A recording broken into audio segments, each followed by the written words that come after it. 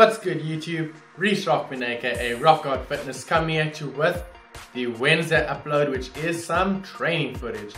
Now as I said guys, Monday would be an informative video, Wednesday will be training footage, and Friday will be a vlog. So that's what you have to look forward to. Now as you can see on the screen, I'm doing incline bench press. Now as I said in my off-season goals, I want to get up to 100 kgs for a 5x5. Now why do I choose 5x5? The reason is that a 5x5 is a good indicator of, it's a good builder of overall strength, but it still stimulates the muscle in a bodybuilding way. So let's not get into that though. Now when you do a 5x5, the goal is to get 5 sets of 5 reps with the 5 sets of 5 reps with the given weight.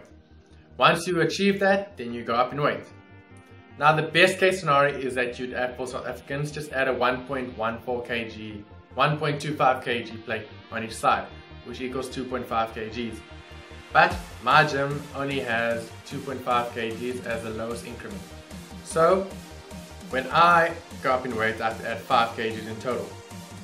But when I start getting nearer to that 100, if I feel that, okay, by 95, I just got that 5x5, then the next week I might stay off it a bit. I might do it again, do 95 again, until I feel confident enough to go up in weight. Remember guys, there's no rush to progress. The slower you progress, the better. Less chances of getting injuries. Amazing. Tips with incline bench: just retract your shoulder blades. Bring in the bar just on your upper chest. Not by your neck, but on your upper chest. Now as you can see, there's calf raises in an upper body workout. What's going on? Well, the goal is bigger calves, abs, everything pretty much, but calves is a stubborn muscle for me.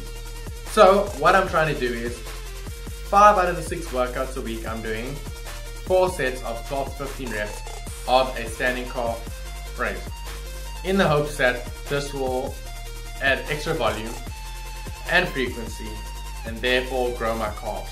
That's just something I'm trying out. I'll see how it is after about 6 months. If I've seen any calf gains, carry on with it. If not, change it up. The reason why I also superset is because it gives me enough rest in between my incline bench press sets. Because my problem is I don't rest enough in between my heavy compounds. So my 5x5 or my 5x5 on bench, squat or straight leg deadlift. This forces me to take extra rest to do the calves, and it doesn't hinder my upper body performance.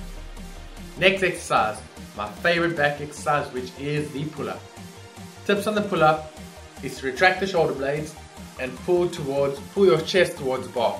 Try not to bring your head over the bar. Don't think about that. Rather think about bringing your chest to the bar, which will result in a better contraction. Also another tip is thumbless grip guys. It'll allow you to use your hands more as hooks, and it'll utilize less biceps. Try it out, let me know what you think. Next exercise we have is another chest movement. A slight decline dumbbell press. Only 2 sets of 8 to 10 reps. Oh yeah, the reps and sets will be on the screen or in the description. I'll let you know. But the reason why we're only doing 2 sets is because chest isn't as big of a muscle as back, so it doesn't need as much volume. So we've done 5 sets of 5 reps with our first movement. Now we just need to finish it off kind of. And as a natural bodybuilder, the best way to grow is to do heavy compounds, but also give your body enough time to recover. So if I had to do like 3 sets of 10 to 15 reps here, it would probably take me longer to recover than just 2 sets of 8 to 10. And the benefit of only doing 2 sets is I feel mentally I can put a lot more into those 2 sets, not having to worry about that 3rd set. Next exercise we have is a hammer strength 2-arm row. I'm doing 1 arm in the video, but ever since this day I have been doing 2 arms at a time because I feel a lot better. Now with this machine, what I like is that it is unilateral. Unilateral means you're working each side independently, which also means that it should cure muscular imbalances in the long run. And because usually some people have one side that is stronger than the other, this is just a way to get everything to come. I'm losing my words here. This is just another way to make sure that your muscles are growing at the same pace. because if your stronger side is pulling more on a barbell row, you can't really feel that unless using dumbbells or a unilateral exercise like a hammer strength row. But one of my focuses is my mid back, so the upper back. So I'm doing a lot of movements with my elbows, not flared, but just a little bit inwards. So when you tuck your elbows tight to your body, that's working predominantly lats. That's why we do overhead movements, because it gives you more range of motion. Now, when we're doing rowing movements, if we bring our arms about halfway between 90 degrees and slightly tucked in, you've got quite a nice area to row that'll work your trapeziums and your rhomboids. As you can see what I'm doing there, the high to low cable row, which is one of my favorite back movements at the moment, because it really allows me to squeeze my scapula together, and I really feel in my rhomboids and my trapeziums, which is again my goal. Now I do 3 back movements and 2 chest, because back is obviously the one I want to bring up the most, and then chest is second. Now, as you can see here, we have a cable side raise. My deltoids, my biceps, my triceps, I feel are pretty good. I want to grow them obviously, but they don't need extra attention like my back and my chest. So what I'm doing is just 1 side delt movement, 1 rear delt movement, and 1 bicep and tricep movement. So the one I've chosen for side delts is cable side raises. Now guys, on stage, I did have quite a bit of width, but that's because my shoulders really helped out a lot. When I stood in my front relaxed, I could see in the pictures that my shoulders really shone. So I'm trying to keep that and even improve it a bit, but really bring out my back for even more width and making that waist look even smaller. Tips on the side raises: pull with your elbow and make sure that your hand doesn't go higher than your elbow.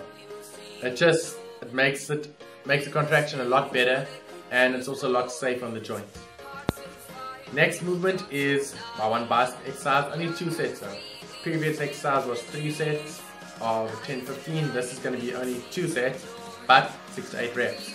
So we're going heavy, and it's only 2 sets. So like I said, I can give my all in these 2 sets, and that overload is hopefully going to be enough for my biceps to grow. And funny enough guys, after these 2 sets, I really feel like my biceps have been working out. Because you must also remember, when you're pulling, your biceps are a secondary muscle group, and when you're pushing, your front delt and your triceps are also secondary muscle groups. And the final exercise we have here, sorry I didn't film the rear delt exercise, I was on Facebook, but the final exercise we have here is a tricep cable extension. The reason why I'm doing it with my back on the pad is to minimize any swing and really isolate my triceps.